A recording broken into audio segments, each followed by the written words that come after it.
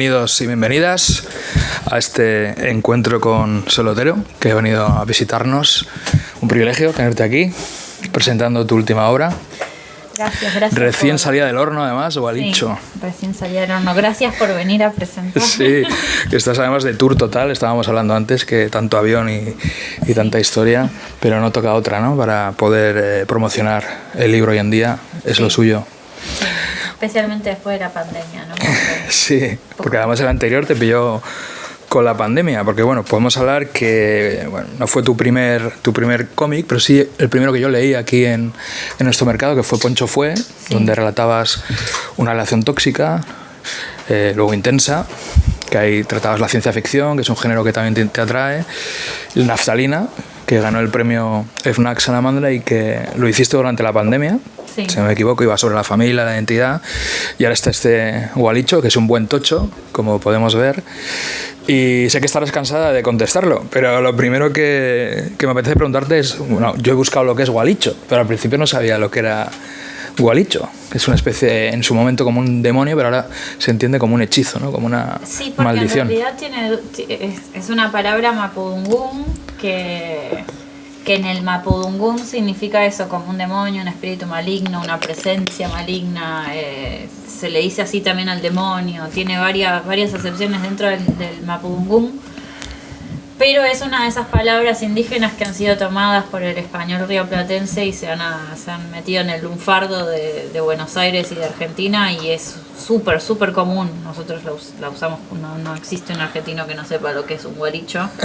Y significa una especie de embrujo o de hechizo, y engualichar a alguien significa, puede ser echarle una maldición o tratar de embrujarlo para que haga algo. O un hechizo de enamoramiento también puede ser. También, ¿no? sí, muchas veces eso, sí. Preguntarte por Gualicho me sirve para hablar de que de entrada el libro está escrito en rioplatense, has dicho, argentino, sí, rioplatense, ¿no? Sí. Aunque o sea, hay palabras que por el contexto nosotros nos imaginamos lo que es relativamente fácil o muy fácil. Pero es cierto que juegas también con el lenguaje, porque estamos hablando de una obra coral en la que se cruzan varias historias, y a medida que esas historias aparecen y desaparecen, también a veces manejas el lenguaje acomodándote a la actualidad o la antigüedad, ¿no? Juegas un poco también con eso y a su vez con la estética y con todo.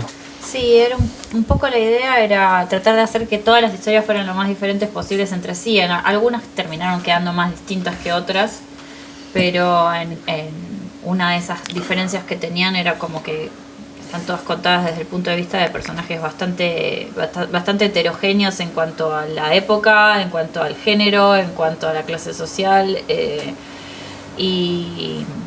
y bueno, y cada uno tiene su propia manera de hablar, y hay algunos que hablan con un porteño, con un español rioplatense mucho más cerrado. Hay personajes que hablan con el español gaucho, otros que hablan con este español que es mi juego de imaginarme ese momento de transición entre el español de España y el criollo y el actual rioplatense, que es como una mezcla en donde los verbos se conjugan ni de una manera ni de la otra. Y bueno, también hay una parte que está con español de España también, que quizás para alguien que es de España no se nota, pero no, se entiende bien, ¿no? Porque sí, por el contexto es un poco y todo eso, y nada, y el pero tema, es importante que quedara así, porque no sé si con la editorial tuviste alguna pega con esto, lo hablaste. Sí, fue una gran discusión, fue la misma discusión que con Naftalina, porque con los dos libros como que los correctores querían torcer el español rioplatense hacia algo más neutro. Más neutro, ¿no? Y yo muy obstinadamente discutí palabra por palabra que no lo quería cambiar y que lo había hecho a propósito así. Claro, es que además se nota, especialmente en esta obra, que además de jugar con la estética, con el grafismo, las diferentes historias que se van fusionando, pues también el lenguaje es importante. Sí. Gualicho, hemos hablado, maldición, hechizo. En alguna entrevista, bueno, alguna reseña he leído del cómic de terror. Yo no pienso que sea de terror, más bien lo veo como un realismo mágico. Sí, ya lo he escuchado antes. Sí. Sí. Que es... No sé decir exactamente qué es. Tampoco sé si importa tanto cuál es la etiqueta del libro, pero... Bueno, pero hablar de terror a veces igual hay gente que le lleva a los cómics de Junji Ito y gente así que ahora se llevan mucho y no tienen absolutamente nada que ver. Yo también lo leí mientras estaba haciendo esto y pensaba como, no, esto no. Es una de tus influencias ahí latentes. No, claramente para esto no. Nada, creo que tiene más que ver quizás un poco con un movimiento que hay dentro de la literatura ahora sudamericana. Bueno, citas a Mariana Enríquez. A Mariana Enríquez, a Samantha Schweblin, a Fernanda Melchor, que bueno, no es argentina, pero que también es latinoamericana, o a Irene Solá, que es catalana. Sí, que se mueven en ese círculo. Sí, como de una cosa que está ahí. También un poco tiene un pie en el realismo mágico, pero es como algo... Sí, no sabría decir exactamente. Mariana Enríquez está más en el horror que en el terror que en el realismo mágico, pero puede ser que termine quedando un poco como... A mí también me gusta un poco el género terror cuando se acerca a la comedia también, cuando sigue teniendo los elementos del terror, pero es gracioso, y hay un poco de eso también en el libro. Como... Sí, juegas con el tono, hay momentos de comedia o cosas que son escalofriantes pero que te pueden hacer reír o congelar la sonrisa. Sí, sobre todo creo que nunca estaba pensando en provocar realmente miedo con el libro. No. Eran como elementos de terror, como siento que hay algo por ahí de medio de Drácula, medio de brujería, pero no... Pero sí que hablas de los miedos. Hay personajes, bueno, sobre todo hay unos personajes masculinos bastante lamentables, que son como títeres. Casi todos los son del libro. Falócratas totales, viven ahí en su patriarcado feliz, pero ven que no... Igual ocurre que no es así o va a dejar de serlo. Y habla sobre todo de empoderamiento femenino, de poder femenino. De hecho, ya desde la propia dedicatoria, si no me equivoco, ¿no? Sí. Dices a mis amigas, las de acá, las de allá, las de antes, las de ahora y las de siempre, ¿no? Creo que es importante pues la presencia de la sororidad en el libro. Sí, creo que, no sé, también tiene que ver con que cada libro que he hecho al final termina teniendo un montón sin darme cuenta del momento en el que lo estaba haciendo, y estos años en los que estuve trabajando en Gualicho fueron años muy de estar en mi grupo de amigas, de estar como en esta especie de aquelarre en Angulem con mis compañeras de estudio, todas haciendo libros largos sobre la familia, sobre las mujeres. Como... Catarsis pura, ¿no? Sí, hay algo de eso que quedó volcado en el libro, pero creo que es un libro que está lleno de cosas conscientes, de elecciones conscientes y de influencias conscientes, y de un montón de cosas que me fui dando cuenta mientras y después de cuando lo estaba haciendo, y como quedaron pegadas en el libro de alguna manera. Las protagonistas son además 3 brujas, que su poder funciona más o funciona cuando están juntas. Sí, es la intención que tiene, ¿no? Sí, es un poco la idea original del libro. Cuando elegí hacer algo de terror, pero todavía no sabía bien cómo iba a estructurar la historia ni nada, era hablar de amistad entre mujeres y de cómo la ruptura de esa amistad en realidad debilita al grupo, a las mujeres, como básicamente el concepto de sororidad de alguna manera.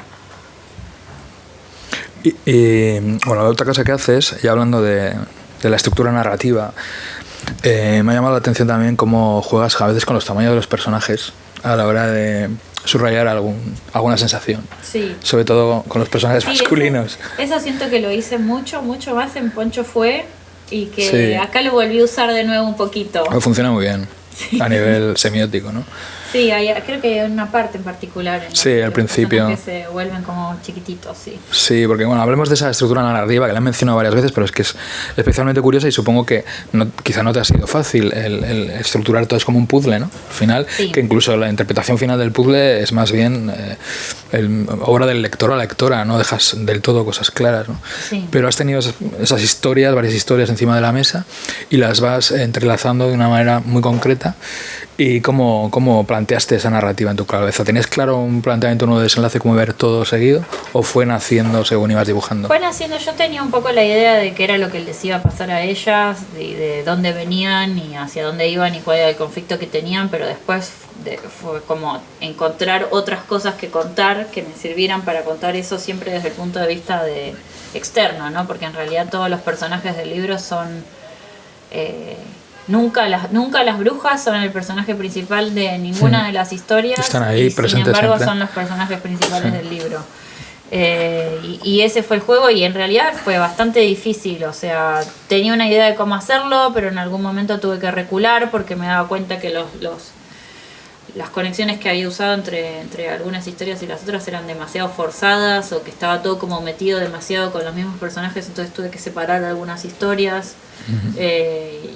Y nada, y me terminé divirtiendo después haciendo eso, porque quedaron 2 historias separadas, o 3 historias separadas, y cada una con su propia voz y su propio conflicto, pero ese fue un poco el proceso. Como que algunas de las historias que están adentro del libro aparecieron apenas supe que quería contar lo que quería contar, y otras tardaron más tiempo en aparecer o en tomar alguna forma, o fueron incluso como modificándose a medida que decidía bien los detalles de ciertas cosas. Y hay cosas que decidí que las sé pero que no las quería contar. Que cada cual haga la interpretación, sí, que crea oportuna, ¿no? Sí. Y en cuanto al estilo gráfico, que vas variándolo. El estilo gráfico quería que fuera también cada historia diferente, en la medida de lo posible. Siento que hay varias que tampoco son tan distintas entre sí, que no me terminaron pidiendo las historias a mí que yo las dibuje de una manera tan distinta, pero con un par que son más que nada la del diario de la niña y la de Belén, que es la chica que está encerrada en su casa, fueron con las que más pude jugar con el formato y con la manera de dibujar, y cómo cambiar completamente la narrativa respecto de las demás para acompañar lo que estaba contando en la historia. Como que me sirvieron para cambiar de formato. En algún momento esa narrativa, ese estilo gráfico también es como que parece querer acercarte más a un lector más joven, quizá, ¿no? Sí, bueno, hay una cosa así a propósito en la parte del diario de tratar de volver al estilo que tenían La Pelusa de los Días, como inclusive con los colores. Que es el título que antes no he mencionado, anterior a Poncho Fue. Sí, que no es una novela gráfica, que es como tal, un libro de compilación de tiras cómicas o algo así. Sí, hay... Pero igual tampoco sé si traté tanto de variar el estilo en los demás. Creo que en ese, porque estaba poniéndome en es el único capítulo del libro que está contado en primera persona, porque es un diario, y quise ponerme como a escribir y a dibujar como lo haría una niña, pero un poco, tampoco tanto. Pero bueno, tiene alguna falta de ortografía, a propósito, también, ¿no? Sí. Y juegas ahí con eso. Sí. Intentando llegar ahí a... Bueno, estuve como buscando mis propios diarios y mis propias cartas de cuando era chica, y avergonzándome de mi propia manera de escribir y tratando de imitarla.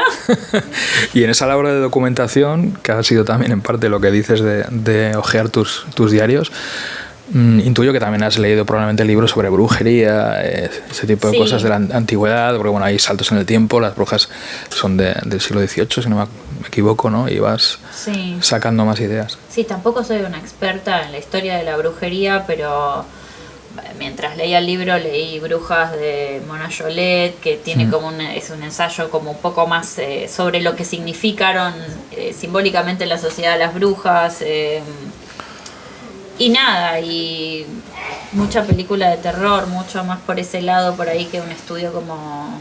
Tengo un amigo que sabe mucho de brujería y a él le preguntaba cosas como un poquito más técnicas. Sí, pero está bien también que es una idea de la brujería que se aleja de lo que siempre nos han estado metiendo a través de la cultura popular, la idea anglosajona de la bruja como algo maligno, se escapa de todo eso. Sí, recién le estaba contando a él en una entrevista que otra de las cosas que leí mientras estaba haciendo el libro fue un libro de Carlos Busquet que se llama Magnetizado, que es una historia, es una entrevista a un asesino serial que hubo en Argentina en la época de la dictadura, que me fascinó mucho su familia, porque él prácticamente había crecido en una especie de secta, de su madre pertenecía a una secta y hacía brujerías, y me retrotrajo a mi propia infancia y a esta cosa de ir por mi barrio y encontrar como en el medio de la calle una velita con un plato y comida caliente, y era como unos ritos de umbanda, me decía mi mamá, y es como que yo la brujería de mi barrio y de donde crecí me la imagino como eso, como más parecido a algún culto y alguna cosa un poco más cercana a una secta que a la brujería europea, o que inclusive a la brujería mapuche. Sí. Entonces nada, terminó como quedando ese cruce entre esas cosas, creo también. Sí, bueno, también. Que también es algo con lo que, por ejemplo, Mariana Enrique se acerca mucho, porque ella habla mucho de San la Muerte, de todo este tipo de brujerías como muy argentinas, muy Sí, bueno, también señalas la iconografía anglosajona. Bueno, sale una cabra, por ejemplo, sí, por ahí. También. Es juegas como con eso. Hay un poco de la mezcla y del choque de todo eso. Y luego, bueno, las brujas se comportan de una manera, tienen unas decisiones y no todas necesariamente son buenas. O sea, también juegas con eso. También esa era otra cosa. Es como que los personajes de las brujas me terminaron quedando muy ambiguos y me gusta que hayan quedado ambiguos. Sí, ¿no? Y volvemos a la interpretación del lector. Sí. O la lectora, ¿no? Hemos citado Poncho Fue, Naftalina, que son obras autobiográficas en gran parte. Sí. En cambio aquí yo creo que no es tanto, ¿no? Aquí te has desviado un poco y quizás has querido escaparte un poco de anteriores obras que te has volcado más tú misma. Siento que terminan habiendo un montón de cosas de mí en el libro y que hay algunas partes que quizás son más cercanas a no sé si a una autobiografía, pero sí como al contar alguna anécdota mía, pero no es, definitivamente no es lo cercana que es Poncho Fue y tampoco que es Naftalina, que hay cosas como muy, muy de mi familia y esto es como... Siguen habiendo igual cosas que conozco. Inevitablemente, ¿no? Bueno, has citado lo de que has vuelto a ojear tus diarios. Sí, he vuelto a ojear mis diarios y anécdotas que fueron punto de partida de algunas de las historias que estoy contando que son de mis amigos o de mi familia también.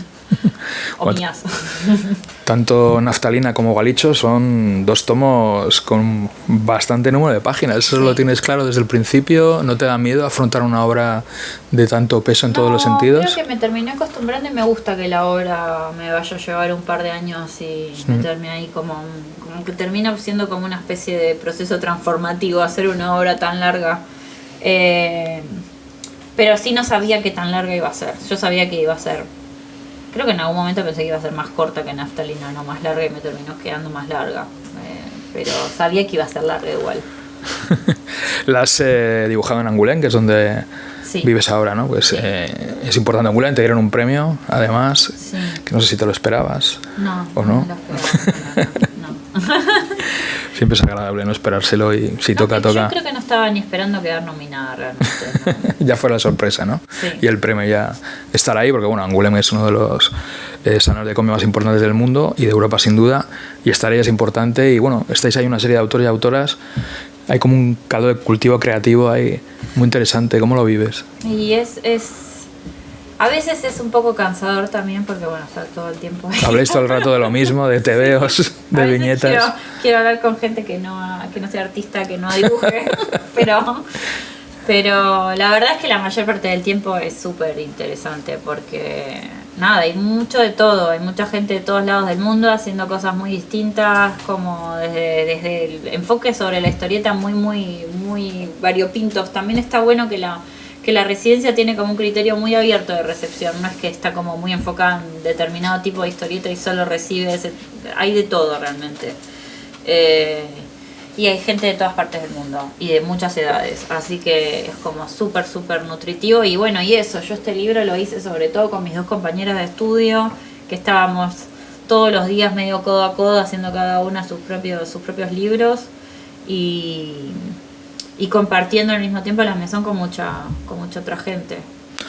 Supongo que os de alguna manera preguntas a ver a los demás, ¿no? ¿Qué opinan? Sí, enseñas ahí un poco de testing. Contaba, ¿no? en Barcelona que, por ejemplo, para hacer la portada tuve unas reuniones así donde vinieron como 4 o 5 personas y todos se sentaban a mirar la portada de lejos y a mirar las varias opciones de portadas que había hecho de lejos y opinar cuál les gustaba más o si mover el título para arriba, para abajo. Ese tipo de cosas las hacemos. Quizás no es tan fácil que entre nosotros nos leamos los libros porque no todos hablamos y escribimos en los mismos idiomas. Pero bueno, este libro, por ejemplo, lo han leído 2 de mis compañeras de residencia, una chilena y una española, durante el tiempo en que lo estaba haciendo y me fueron ayudando. Y después quizás con cosas más gráficas sí voy y pregunto a los demás. Pero es interesante lo que cuentas porque al fin y al cabo estamos hablando de una sororidad artística, ¿no? Creativa, en cierto sentido, ¿no? Que da más empaque a... Sí, aparte creo que fue bastante peculiar que con mis 2 compañeros de estudio terminamos los libros exactamente al mismo tiempo y dejamos la residencia y dejamos el estudio donde habíamos estado 2 años al mismo tiempo. ¿Quiénes son? Que no sé si los puedes citar. ¿O? Una es Antonia Bañados, que es una chica chilena que vive en Angoulême también, y Edith Chambon, una francesa que acaba de el libro de ella ya salió antes, se llama Ma Famille Imaginaire, Mi Familia Imaginaria, y el de Antonio todavía no salió, pero está terminado también. Angoulême, no recuerdo si llegaste por una beca o... Llegué en el 2017 porque apliqué con Intensa, estuve 3 meses, volví en el 2019 con Naftalina otros 3 meses y ahí fue cuando decidí que me quería... ¿Qué es lo que le pasa? Ahí está Zapico y más gente que deciden quedarse un poco por una idea parecida. Antonio Hitos también. Y de Antonio Hitos, que ha dibujado estas paredes, por cierto. Estáis unos cuantos ahí. Sí, María Ramos también. Cuando estabas afrontando Gualicho, ¿pensabas en a quién le podría interesar la lectura? ¿O dibujas para ti y ya se verá? Yo siempre pienso que si a mí me interesa leer el libro, seguramente haya más gente a la que le interese leer el libro. Y siempre hice todos los libros que hice, los hice pensando un poco como que era lo que a mí me gustaría leer en ese momento. Me pasa que no sé si haría Naftalina de nuevo, porque ya no sé si me interesan tanto las historias como Naftalina como me interesaban en el momento en el que la hice, pero fue eso un poco. Estaba muy metida con esto, con la lectura del terror, de este tipo de cosas, y quería hacer algo así. No, pero es curioso que salgan este tipo de obras en paralelo, que la citas ahí, lo hemos dicho antes, ¿no? A Mariana Enríquez también, ¿no? Que está como en pleno auge, sobre todo aquí en España, de repente desde hace 2-3 años, como es el que se le está reconociendo más. Sí, y creo que en general hay como muchas historias de brujas, y lo que pasa es que la brujería está tan relacionada con el feminismo que muchas chicas haciendo cosas con brujas en este momento, me parece que es como medio natural, un poco por lo que decía del ensayo de Mona Jollet de brujas, que habla sobre como esta clasificación de las mujeres solteras sin hijos como brujas en el pasado, cómo se las estigmatizaba con eso y hasta se las perseguía, y bueno, que ahora hay como todo un replanteamiento desde el feminismo de qué es eso, y estamos todas un poco con la cabeza metida en eso, entonces es casi natural que, bueno, salen las marchas feministas, el eslogan de que somos las brujas que no pudieron quemar, así que... Bueno, la obra es un homenaje, ¿no? A todo eso. Sí. ¿Qué estás diciendo, no? Sí. De alguna manera. A mí hay partes que me llaman especialmente la atención, lo has contado antes un poco, sobre todo la parte de la historia más actual, ¿no? Cómo juegas con los textos, con las pantallas, ese tipo de recursos, ¿no? Que de repente, si echas un vistazo hacia el libro, pues te puede llamar la atención o incluso romper un poco el punto de vista, ¿no? Porque cambias radicalmente de lo que es la página en su totalidad respecto al resto. Sí, pero por ejemplo, ¿cuál? No, mira. Estas para arriba. Claro, sí, sobre todo las de Belén y el mail, sí. Bueno, ese era un capítulo que yo lo que quería era mostrar a este personaje siempre desde el mismo plano y siempre desde el costado, como una cosa medio de estar encerrada y al mismo tiempo de ser observada. Y en un momento me di cuenta de que iba a ser súper aburrido de dibujar. Entonces hay una empecé a buscar como recursos para hacerlo más divertido. Hay una, por ejemplo, bueno, aquí que son todo cuadritos pequeños también, sí, o sea, todos juegas como, mucho bueno, con eso. si el cuadro tiene que ser siempre de esta manera, porque yo me puse esta regla de que tenía que estar siempre visto de costado, ¿cómo hacer para que esto sea un poco más entretenido de dibujar y de leer? Y nada, hablar aquí también con el fondo. Sí. Juegas más con la totalidad de la página. Sí. ¿Tienes referencias de autoras españolas o de autores? Autoras españolas. ¿Te relacionas con alguna? Bueno, aparte de las que están en Angoulême, claro. Las que están en Angoulême. Y me gusta mucho el trabajo de Ana Galván. Sí, me gusta bueno, el trabajo de María Medem, me encanta. Sí. Sí. Autores españoles, no sé, ya también lo dije varias veces que estoy como, me parece el libro de Marc Torices de Cornelius, me parece uno de los mejores libros de... También un buen tocho también. Sí, también. El de María Medem también. También es un buen tocho, cierto. Sí.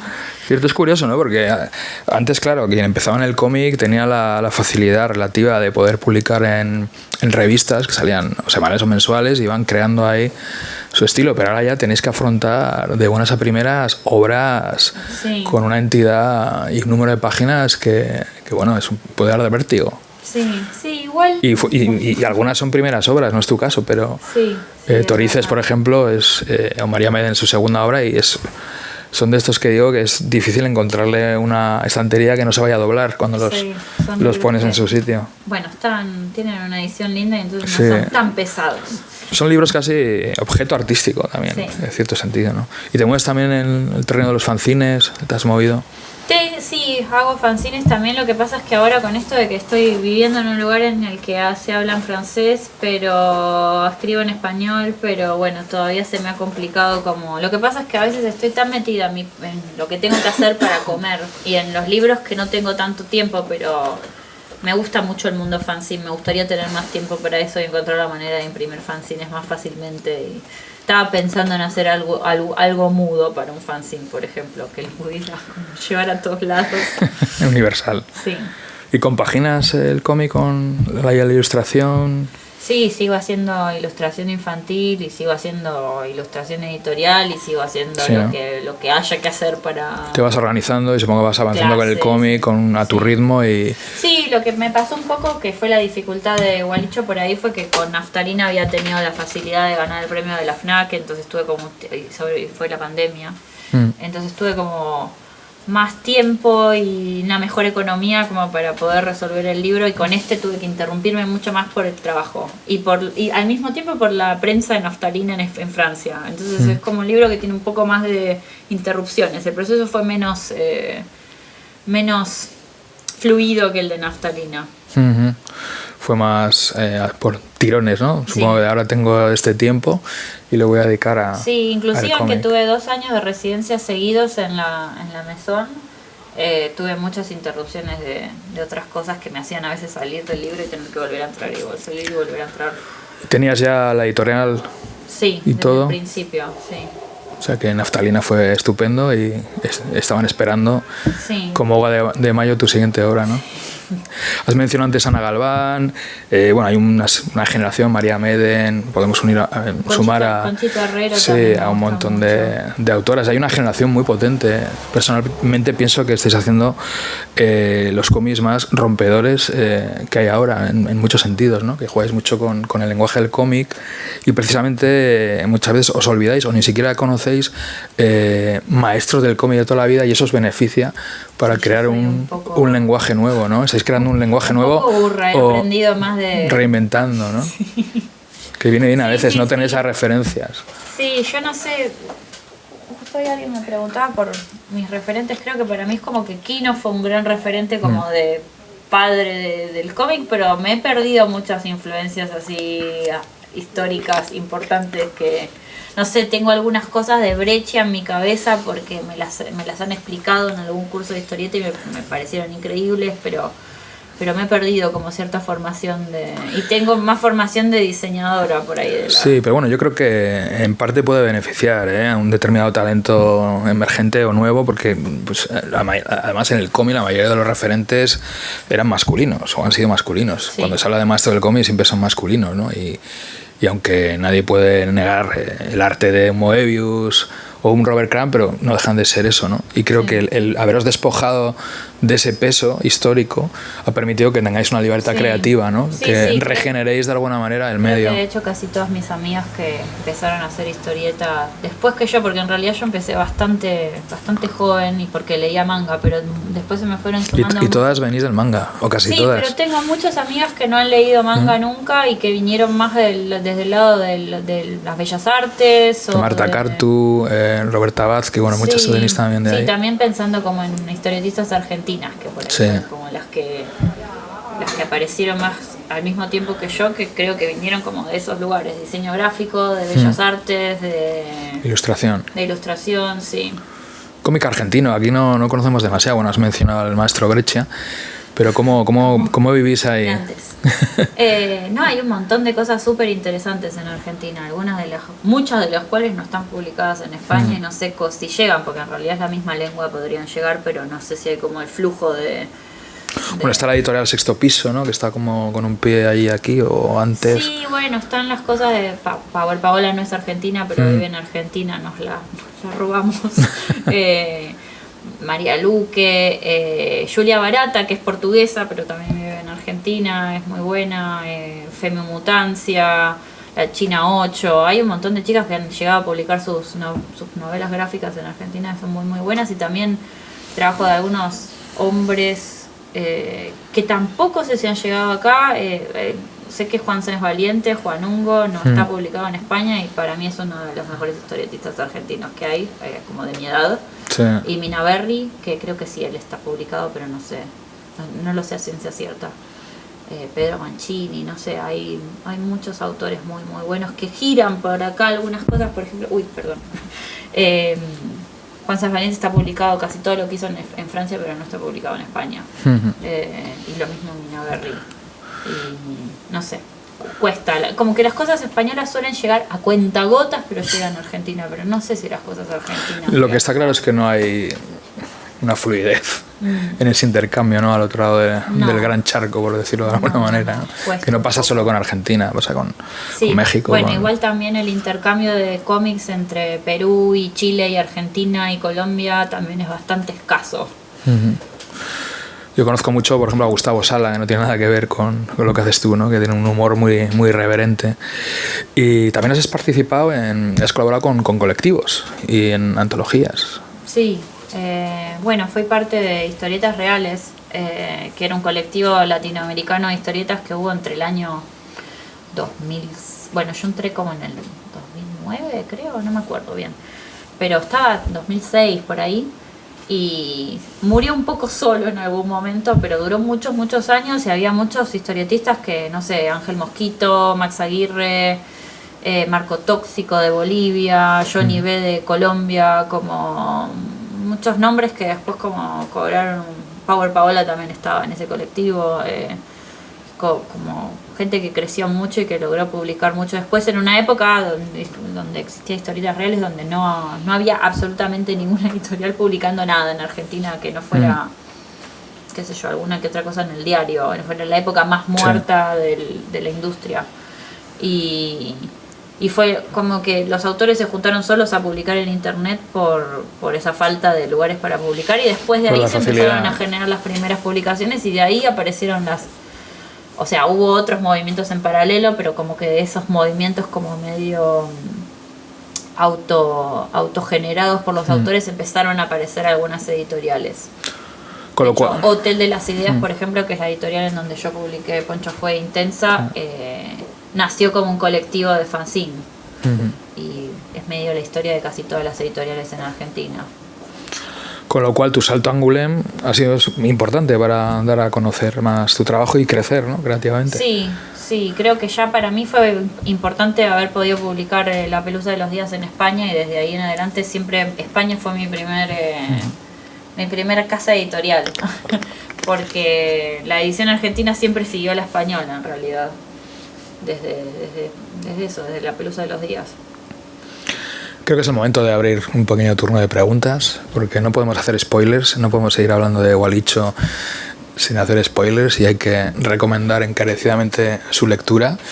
No sé si queréis comentar algo a Sole, ya que la tenemos aquí. No necesariamente de Gualicho, no hemos hablado casi nada de Intensa y otras de sus obras, pero si tenéis alguna pregunta es bienvenida.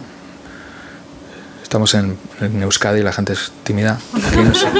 No sé si te han contado, pero a veces hay que dejar un silencio un poco incómodo y alguien quizás se anime. No sé cuánto tiempo llevamos. Llevamos ya 40 minutos hablando. ¿Nadie se anima a preguntar alguna cosilla? Ninguna pregunta. Es que lo has contado todo. Cuéntanos en qué obra estás ahora metida, porque seguro que tienes algo nuevo. No sé si estás otra vez bichando algún género. Aquí terror, aunque yo ya te digo que no veo terror puro, más bien algo quizás psicológico. Mi plan estratégico, pero en Intensa, y sin ningún sentido, sin ninguna razón, era hacer siempre una historieta un poco más cercana a la autobiografía o la autoficción, y saltar de ahí a algo de género. Por eso hice Poncho Fue. Claro. Después una y una, es ¿no? como que son diferentes maneras de complicarse la vida. La autobiografía es como en donde a veces hay que estrujarse un poco más emocionalmente, pero es más fácil de escribir para mí la autobiografía, y el género me resulta muy difícil de escribir, es como encontrarle la vuelta a las piecitas y cómo encajar las cosas es más difícil, pero me relajo un poco más con el tema de esto, de hacer la catarsis. Y ahora el salto que viene es volver un poco más a la autoficción, pero en realidad me está quedando algo como un poco de ciencia ficción, porque decidí que Poncho fuera como muy del presente de ese momento y Naftalina es como de un pasado, y el que quiero hacer ahora es sobre el futuro, que es algo que me tiene como medio preocupada en líneas generales. Bueno, es que Poncho es un libro, una obra muy de catarsis, ¿no? De hablar de ti, de una necesidad, ¿no? Tiene algo medio de vómito, de que está hecha prácticamente cuando yo todavía no había terminado de salir del gaslighting, de la relación en la que estaba, seguía como no estando segura de si lo que estaba contando y mi versión de los hechos era la realidad o no, porque me habían dicho tanto que no lo era, que por eso decidí ficcionarla, y fue una obra que hice como con mucho miedo.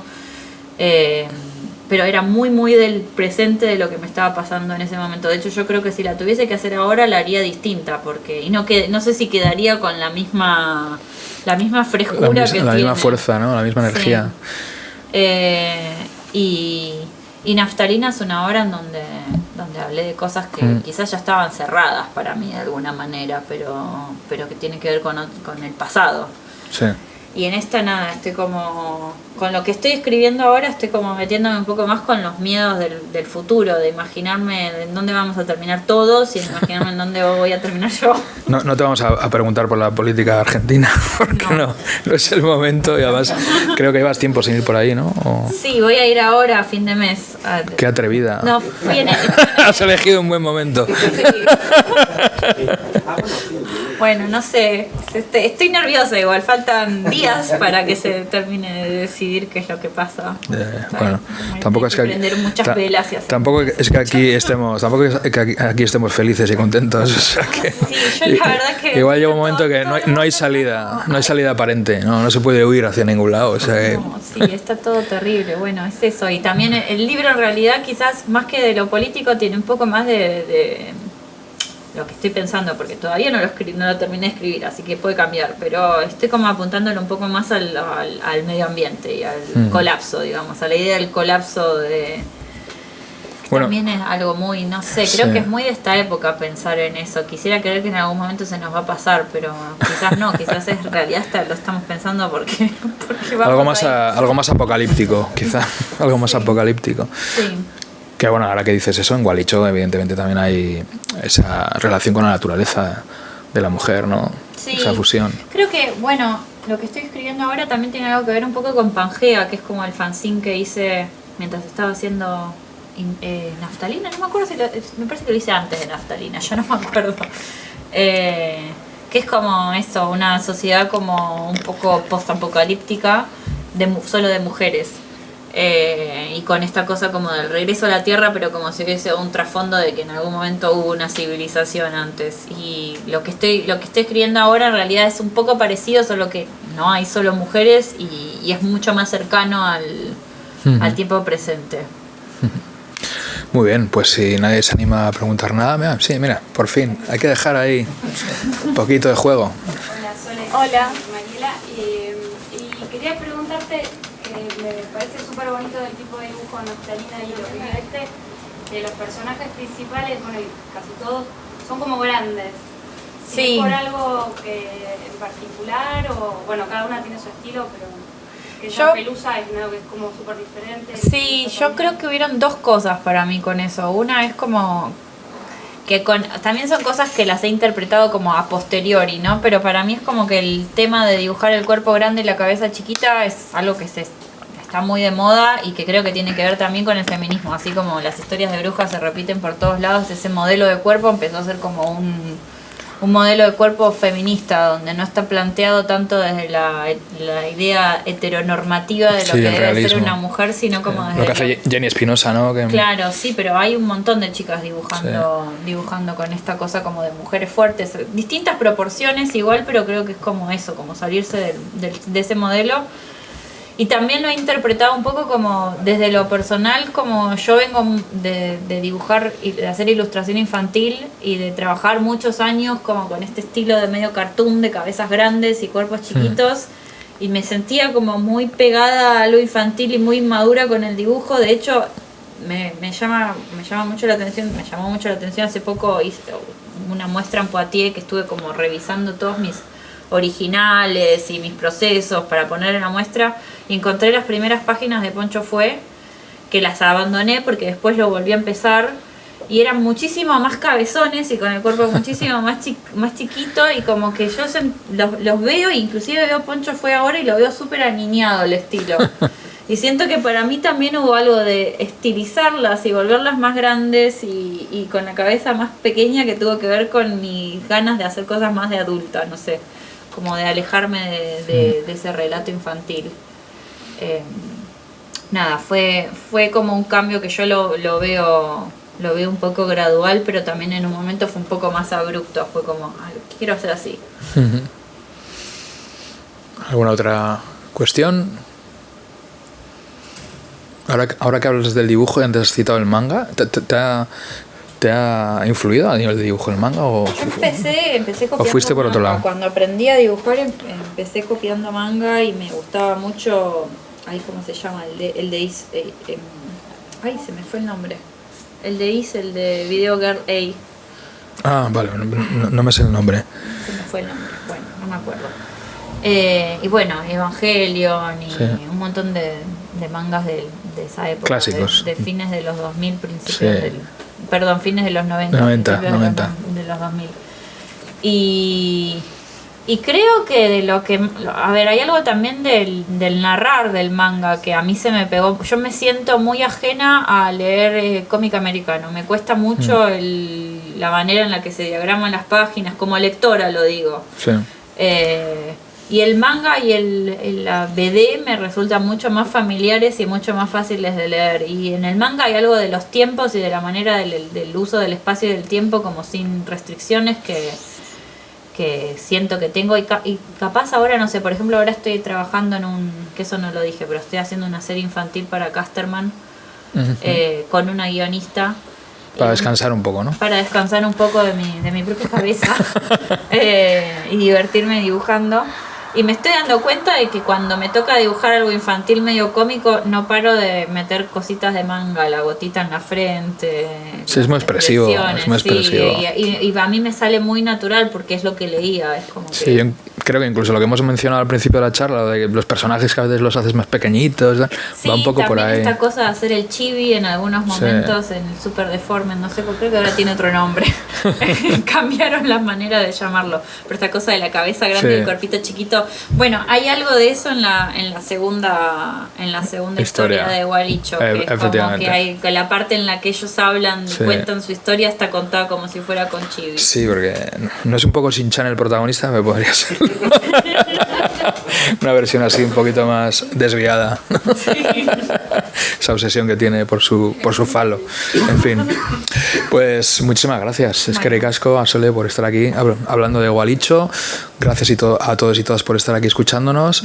Y yo creo que lo bueno es que ahora os va a poder firmar algún ejemplar, que yo creo que si todavía no lo habéis leído ya estáis tardando. Muchas gracias. Gracias.